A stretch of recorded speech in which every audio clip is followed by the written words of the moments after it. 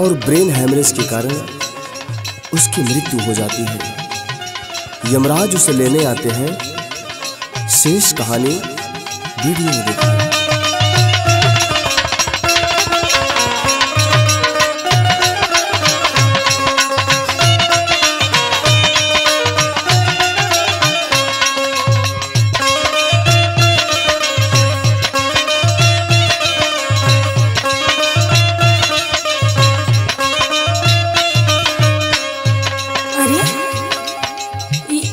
कहाँ और आप के हैं? मैं यमराज हूँ पुत्री, और तुम्हारी आयु समाप्त हो चुकी है बिटिया। मैं तुम्हें लेने आया हूँ पुत्री, चलो मेरे साथ।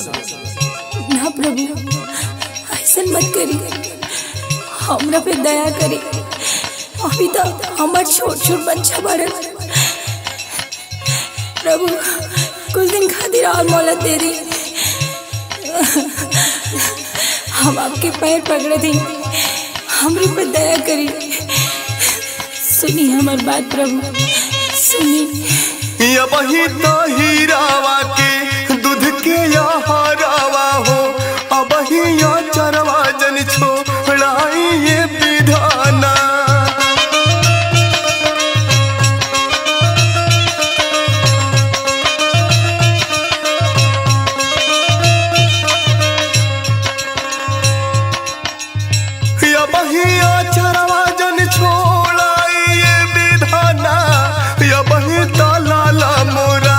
चलन बाकाइया हो, ममता के साया जन हो, ताही ये विधाना।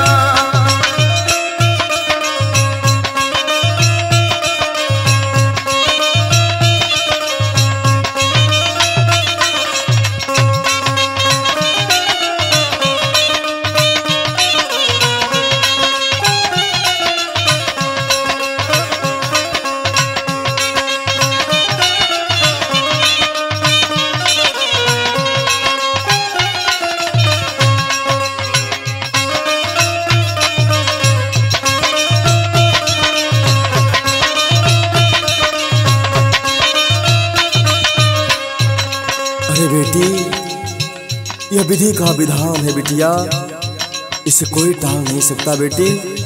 जो आया है उसे जाना ही है बिटिया। नहीं प्रभु, हमारे को और बात सुनी प्रभु। जी मारे के संगे खैली कसमिया,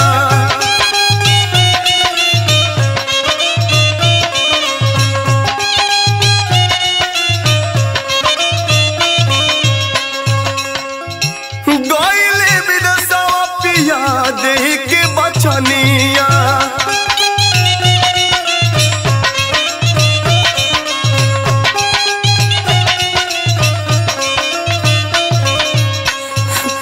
प्रभु हमारे पे दया करी। हमारे पति हमरे बिना ना जी पाइए, संगे जी मरे के कसम खैले बनी जा। जी मारे के संगे खैली कसमिया, गइले विदेशवा पिया दे के बचनिया। वही बचनिया जन तोराई ये विधाना, वही बचनिया जन तोराई ये विधाना। वही लाल मोरा खिचलन बाकाइया हो, ममता के साया जनिहा ताई ये विधाना।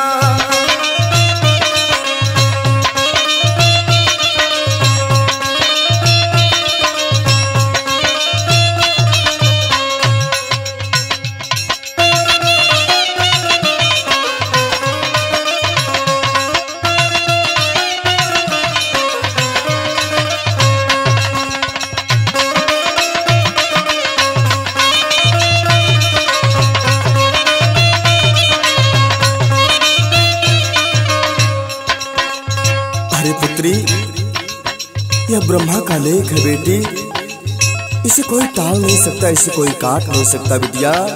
तुम्हें चलना ही होगा बेटी। इतने निर्दयी मत बनी प्रभु, हमार बात सुनी। सास ससुर के नहीं केहू बा सहारावा।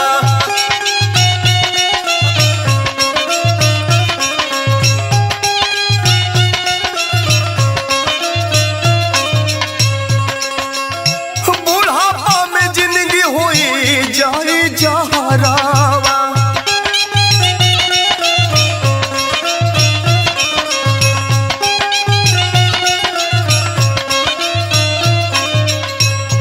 अरे पुत्री, मेरे लिए इन बातों का कोई मोल नहीं है बिटिया। तुम्हें चलना होगा बेटी।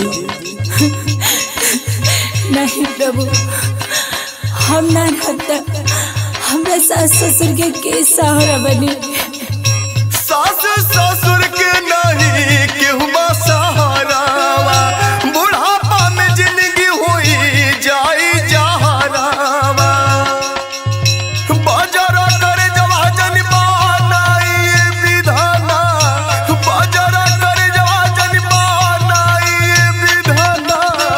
अब ही लाल मोरा खिचलन बकैया हो। ममता के साया जनिहा टाई ये विधाना।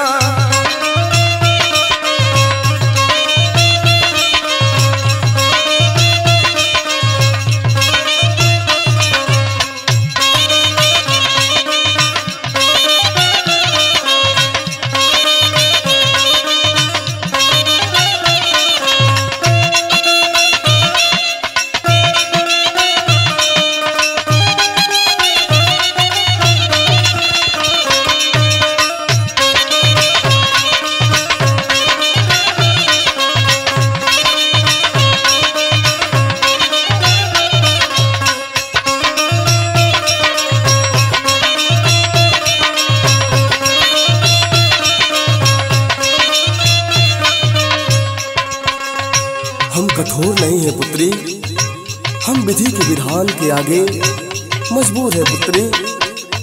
सबको एक न एक दिन जाना है बिटिया। अगर ऐसी बात बा प्रभु जी, तो हमरे एगो सवाल के जवाब दें। पूछो बेटी। मारे के रहे कहे देहला जनमावा।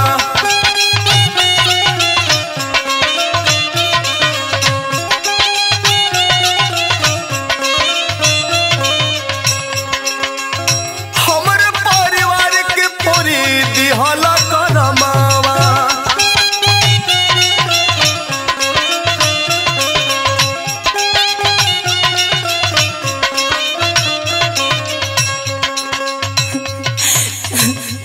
जब मरही के रहे तो जन्म कहे देनी। बताइए प्रभु, बताइए, बताइए ना हमरा सही। मारे के रहे कहे दिहला जनमावा। हमारा परिवार के कहे पोरला करमावा। पूछे ओमकार रोई बात आई विधाना। पूछे ओमकार रोई बात आई विधाना। अब ही दलाल मोरा खिचलन बकैया हो। ममता के साया जनिहा टाई ये विधाना।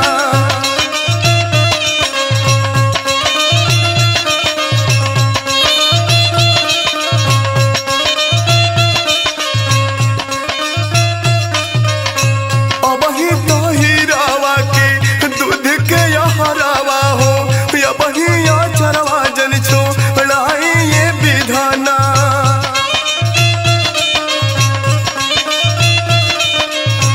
अब ही चरवा जन छोड़ाई ये विधाना।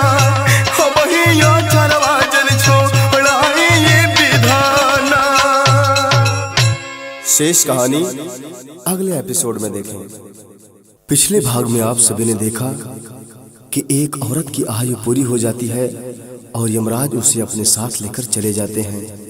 कहानी के इस भाग में उस औरत का पति अपनी पत्नी के गम में शराब पीकर यमराज को और चित्रगुप्त को गालियां देता है। चित्रगुप्त उससे नाराज होकर उसकी आयु समाप्त कर देते हैं। उसका बच्चा अपने पिता को मरते हुए देखकर मृत शरीर को अपने गोद में लेकर ओम नमः शिवाय का जाप करने लगता है। शेष कहानी वीडियो में देखिए।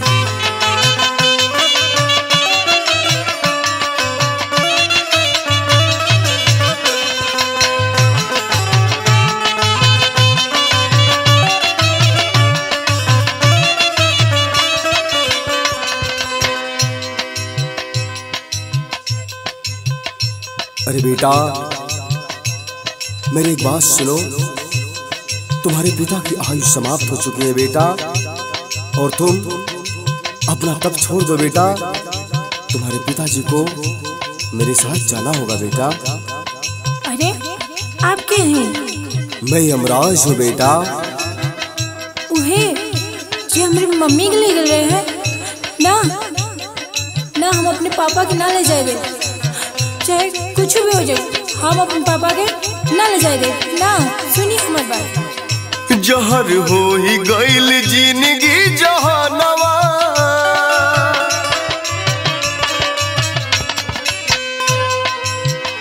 जहर हो ही गईल जिंदगी जहानवा, प्रभु काढ़ लेता हमारो परानवा।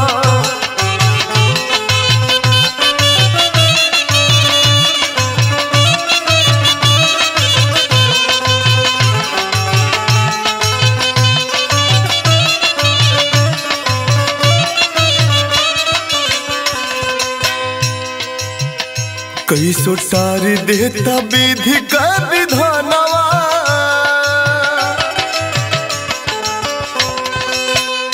कैसो टार देता विधि का विधानवा, प्रभु काढ़ लेता हमारो परानवा।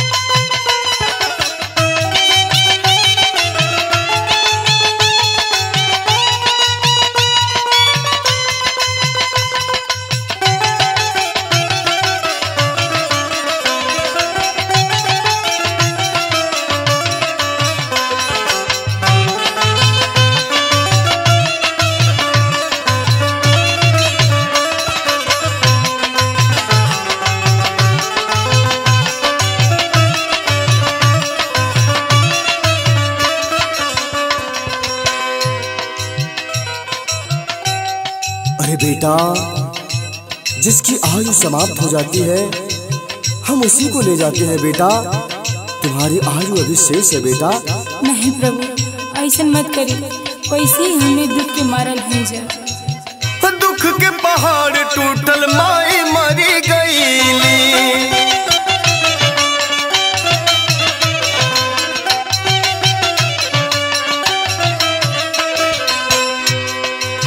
ममता के दुख से वो बार नहीं पैली।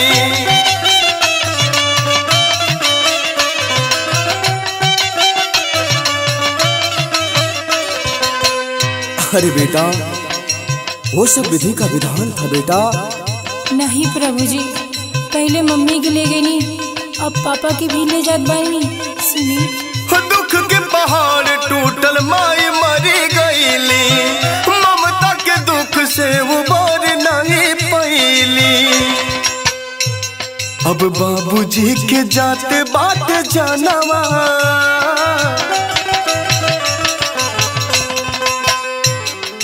बाबूजी के जाते बात जानवा, प्रभु काढ़ लेता हमारो परानवा।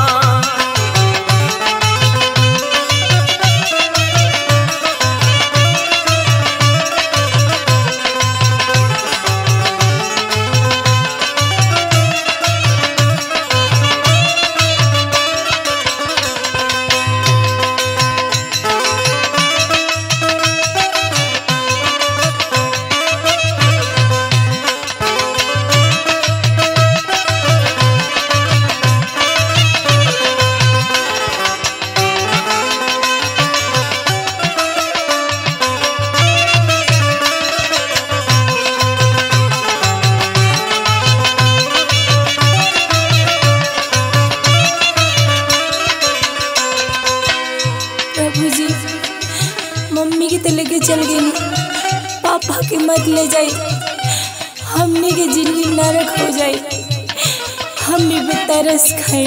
प्रभु जी ऐसे अनर्थ मत करी, सुनी प्रभु जी। नान्हे उम्र में कैसे बोझवा उठाईब,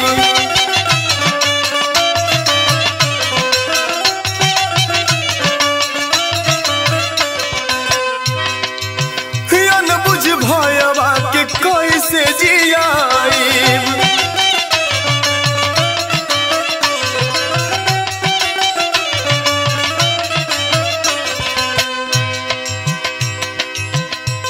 अरे बेटा, परम पिता परमेश्वर ने तुम्हारे भाग्य में जो लिखा है वही तुम्हारे साथ होगा बेटा। अब तुम्हारे पिता के जाने का समय हो रहा है बेटा, इनको मेरे साथ जाने दो बेटा। ना, हमारी बात सुनी प्रभु जी।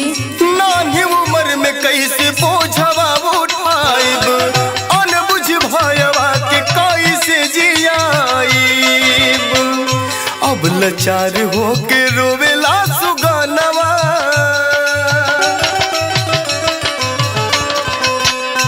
अब लाचार होके रोवेला सुगनवा। प्रभु काढ़ ले तो हमारो परनवा,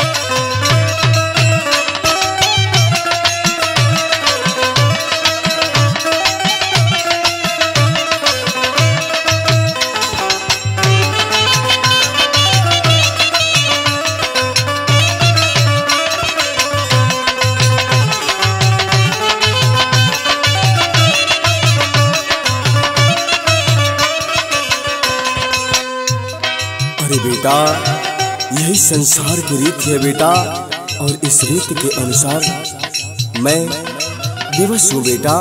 ऐसा काहे होला प्रभु जी, बताई हमरा के। हो उजरल बागिया के साबे उजारे,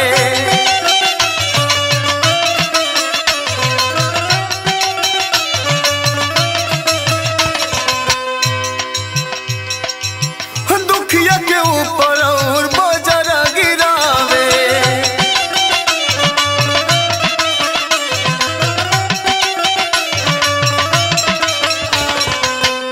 उजरल बागिया के साबे उजारे, दुखिया के ऊपर और बजरा गिरावे।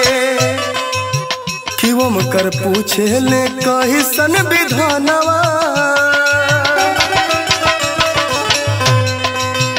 साहिल पूछे ले कही सन विधानवा। प्रभु काढ़ ले तो हमारो परनवा,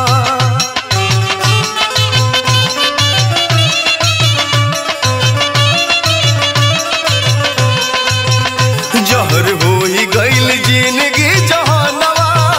प्रभु काढ़ ले तो हमारो परनवा, जहर होई गइल जिंदगी जहानवा। प्रभु काढ़ ले तो हमारो परनवा, जहर होई गइल जिंदगी जहानवा। प्रभु काढ़ ले तो हमारो परनवा।